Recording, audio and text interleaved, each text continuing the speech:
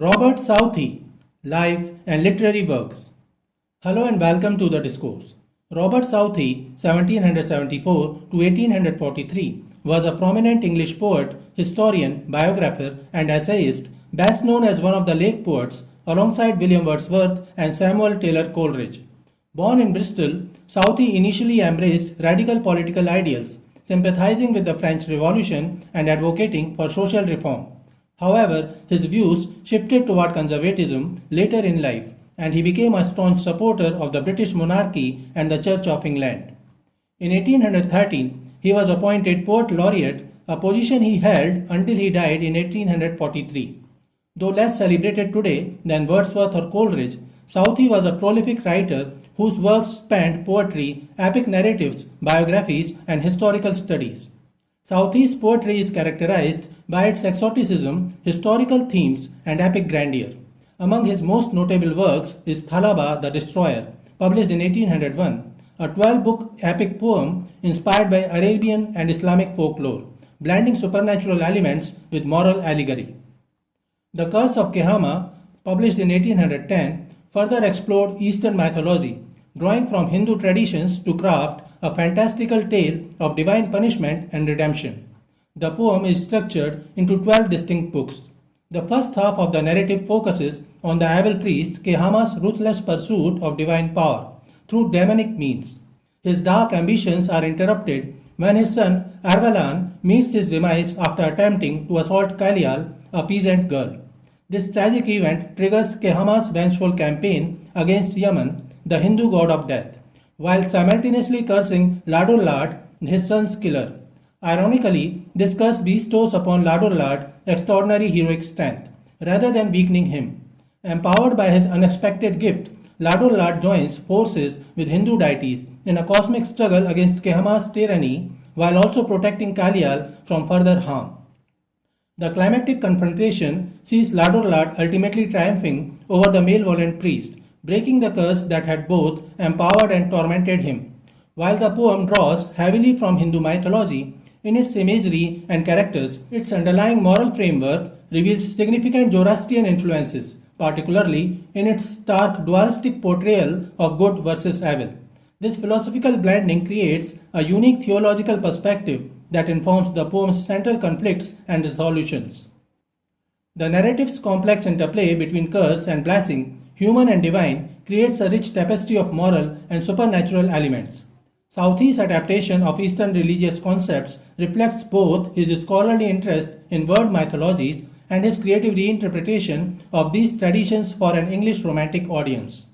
The poem's resolution affirms the triumph of divine justice while preserving the mysterious, often paradoxical nature of cosmic power that pervades the work. His early radicalism is evident in Joan of Arc, published in 1796, an epic celebrating the French heroine, while Madoc, 1805, reimagined the legend of a Welsh prince discovering America. As Poet Laureate, he wrote A Vision of Judgment, published in 1821, a defense of King George III, famously mocked by Lord Byron in The Vision of Judgment. The Inchcape Rock is a narrative ballad composed by Southey, first published in 1802. Structured in 17 quatrains with an AABB rhyme scheme, the poem recounts a legendary 14th century tale involving the abbot of Arbroath, referred to in the poem as Aberbrothock, who placed a warning bell on the treacherous Inchcape Reef, a perilous sandstone formation of Scotland's eastern coast. The narrative takes a moral turn when a pirate, in an act of wanton malice, removes the bell, only to meet his demise later when his ship, caught in a storm, crashes upon the very same reef, now silent and without its life-saving chime. Like many of Southey's ballads, the Inchcape Rock blends supernatural undertones with a clear moral lesson, the inevitability of divine retribution, and the principle that evil deeds ultimately rebound upon their perpetrator. The poem exemplifies poetic justice, reinforcing the idea that wrongdoing invites its own punishment.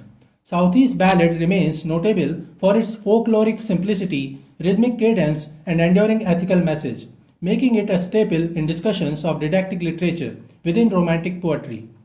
After Blenheim, 1796, stands as one of Robert Southey's most powerful anti-war poems, composed during his early radical phase before he became Poet Laureate.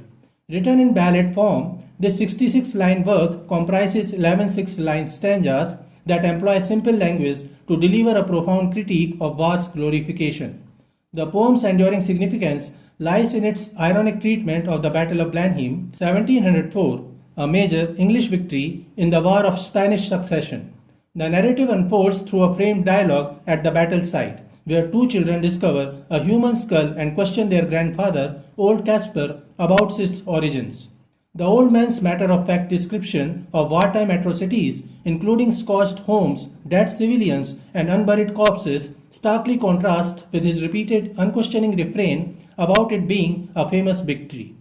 The deliberate irony exposes the hollowness of patriotic rhetoric and challenges conventional notions of military glory.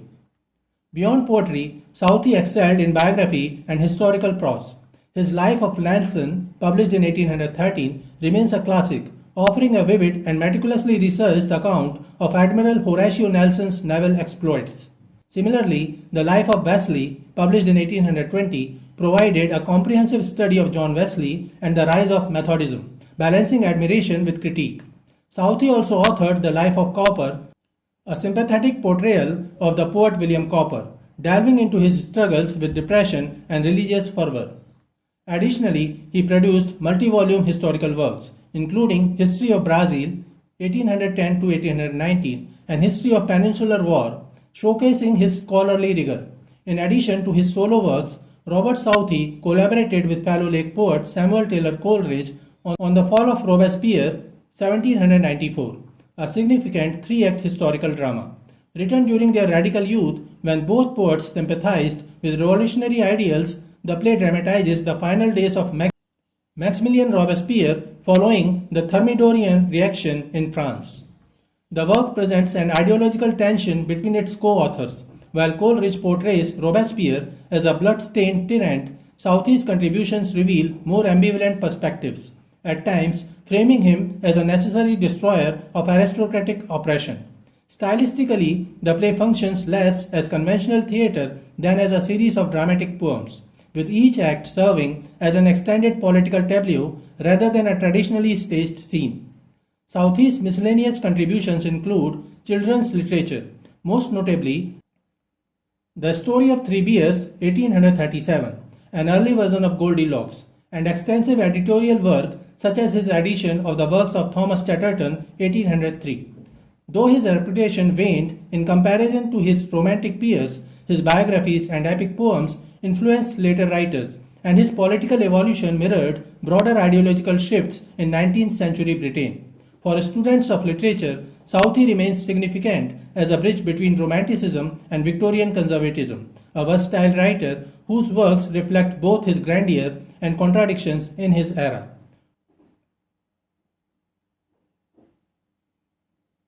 So this is it for today. We will continue to discuss the history of English literature.